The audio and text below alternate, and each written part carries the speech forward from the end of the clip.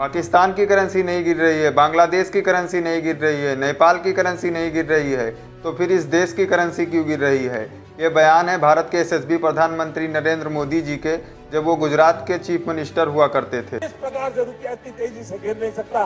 अरे नेपाल का रुपया नहीं गिरता है, बांग्लादेश की करेंसी नहीं गिरती है, पाकिस्तान की करेंसी नहीं गिरती, श्रीलंका की करेंसी नहीं गिरती, क्या कारण है हिंदुस्तान का रुपया पतला होता जा रहा है? ये जवाब देना पड़ेगा आपको। 2014-15 में जब मोदी जी इस देश के प्रधानमंत्री बने थे, तब $1 की कीमत लगभग 60 रुपए के बराबर थी। अब 2025 में $1 की कीमत लगभग 90 रुपए के बराबर है।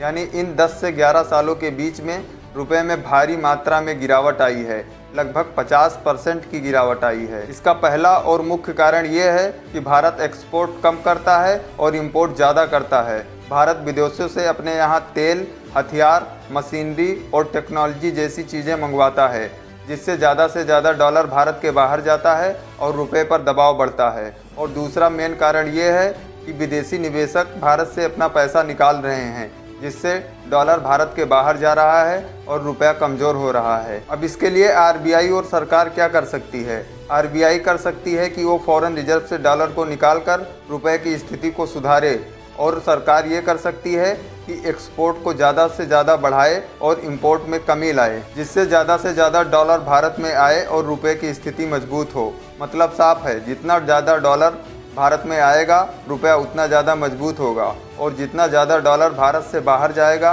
रुपया उतना ही ज़्यादा कमज़ोर होता चला जाएगा। अब सवाल इस बात का है कि जब मोदी जी गुजरात के चीफ मिनिस्टर थे, तो उनको ये सारी पॉलिसी पता थी कि रुपया कैसे कमज़ोर होता है, कैसे ताकतवर होता है।